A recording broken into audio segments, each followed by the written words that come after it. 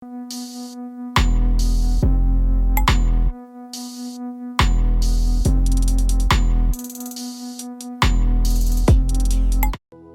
का कार्यक्रम शुरू करते हैं। जातक कथाओं के विशेष देशना अंतर्गत आज हम एक जातक कथा सुनेंगे। ये जातक कथा का नाम है अकतन्यो जातक। आइए प्रारंभ करते हैं। नमो तस्सा भगवतो अरहतो सम्मा सम्बुद्दस्सा। नमो तस्सा भगवतो अरहतो सम्मा सम्बुद्दस्सा।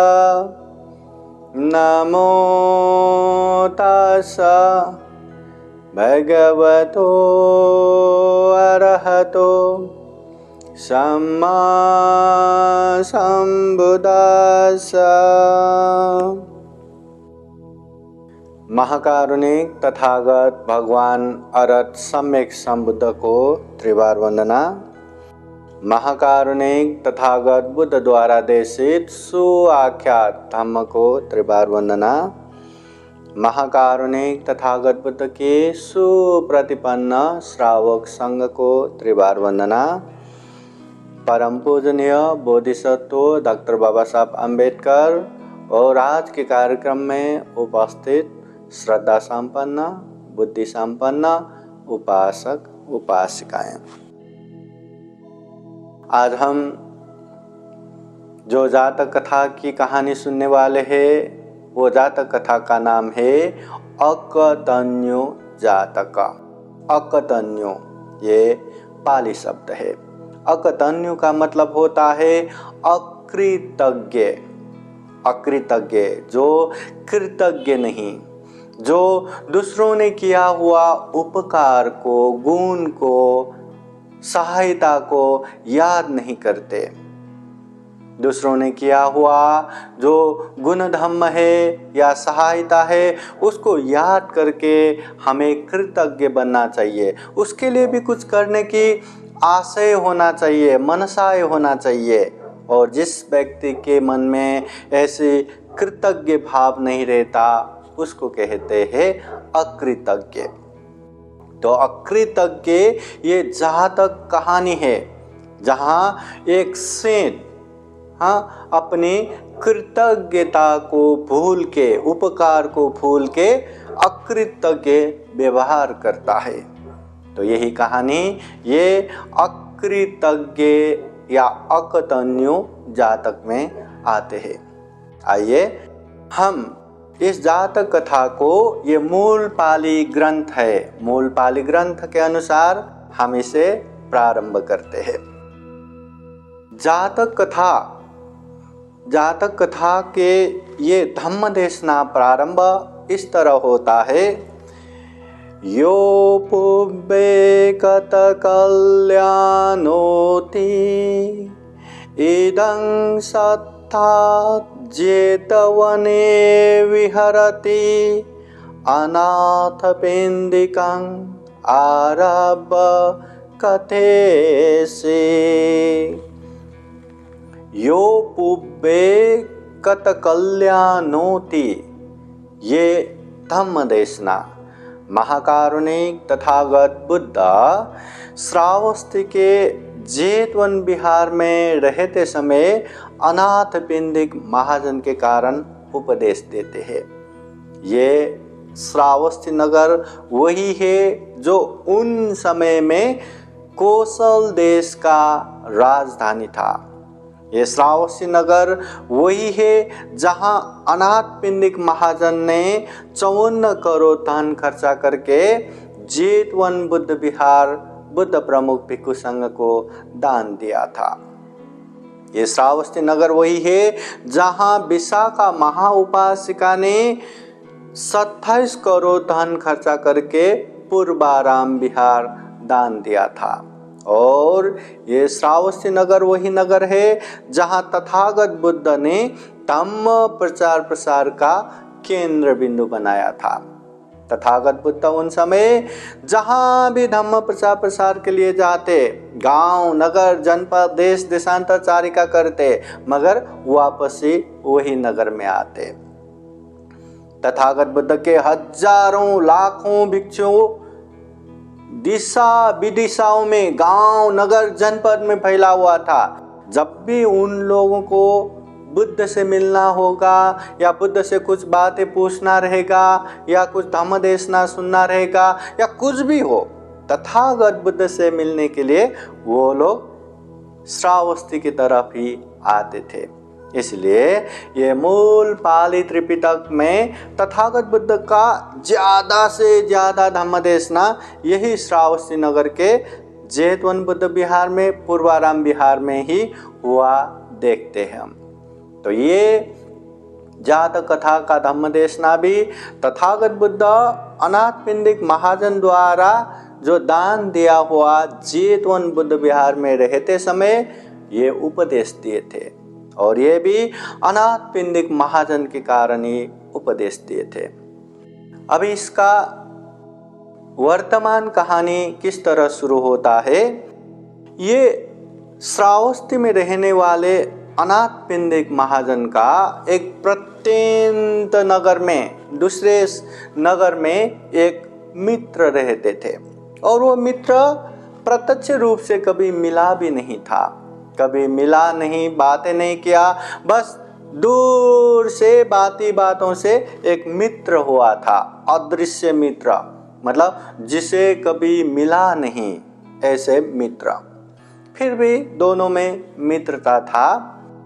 समय आगे बढ़ रहा था तो एक समय क्या हुआ, प्रत्यंत नगर निवासी जो मित्र है, अनाथपिंडिक महाजन के मित्र जो सेठ हैं, उन्होंने अपने लोगों को 500 बैलगाड़ियों के साथ अनेक तरह से सामान लाद के उन लोगों को श्रावस्ती की तरफ भेज दिया।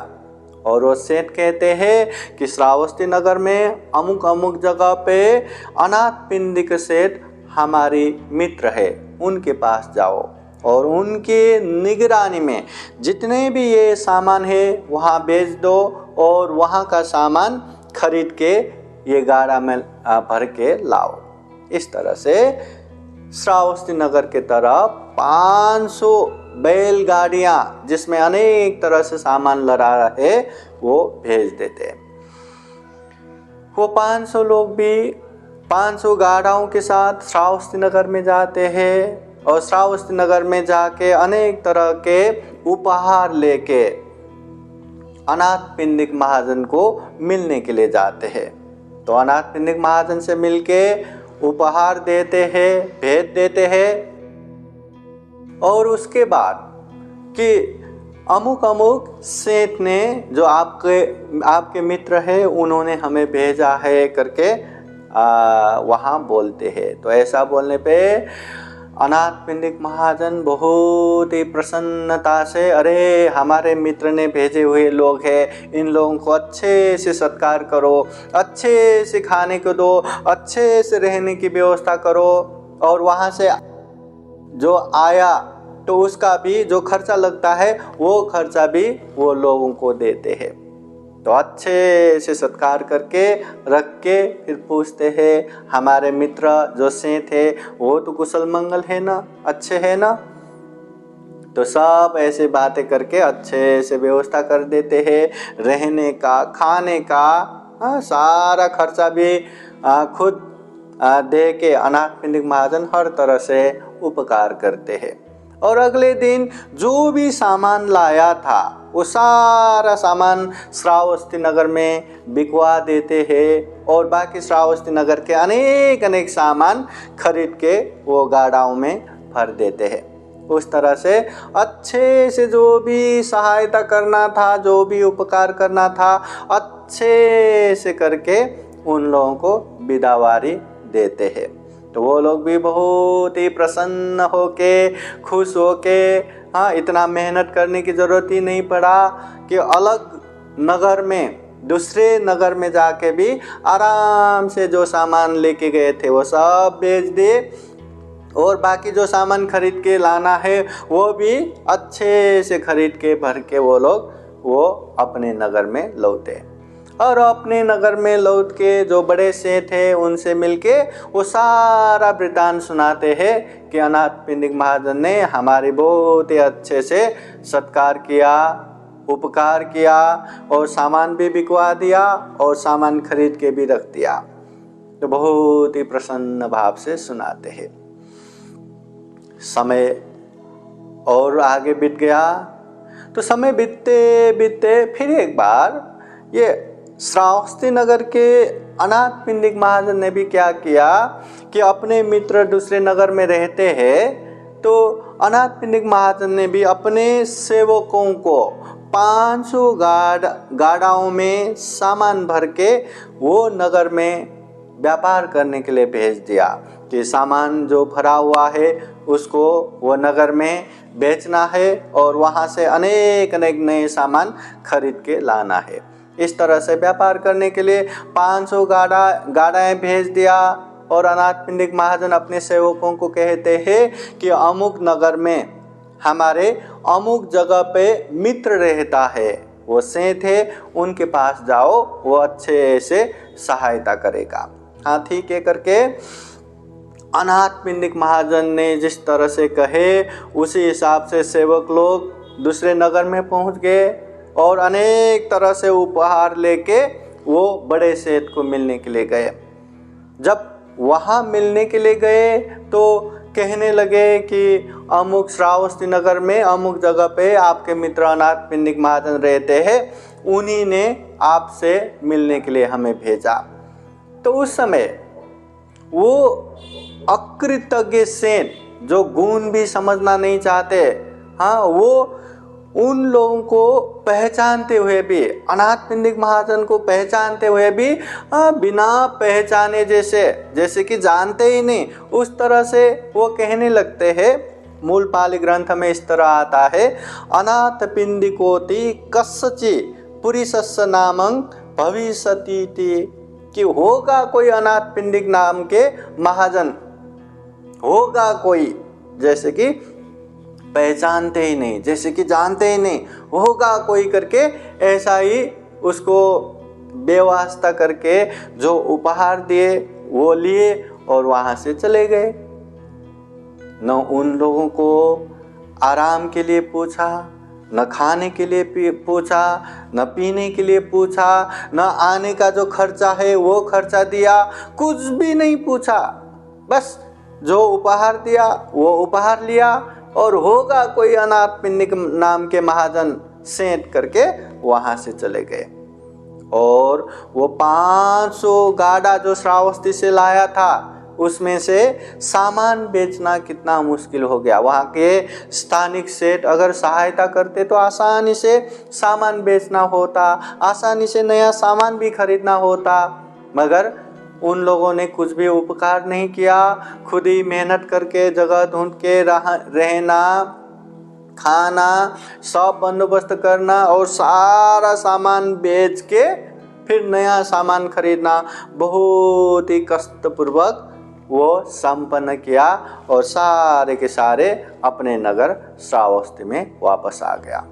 और श्रावस्ती में आने के बाद ये अनाथपिंडिक महाजन जो बड़े सेठ थे उनको सुनाते हैं कि वहाँ गए तो आपके मित्र ने हमें पहचानना ही इनकार कर दिया, कि आपको भी पहचानना ही इनकार कर दिया, कुछ भी सहायता नहीं किए, हमने बहुत मुश्किल से बंदोबस्त करके सामान बेच के नया सामान लेके आए।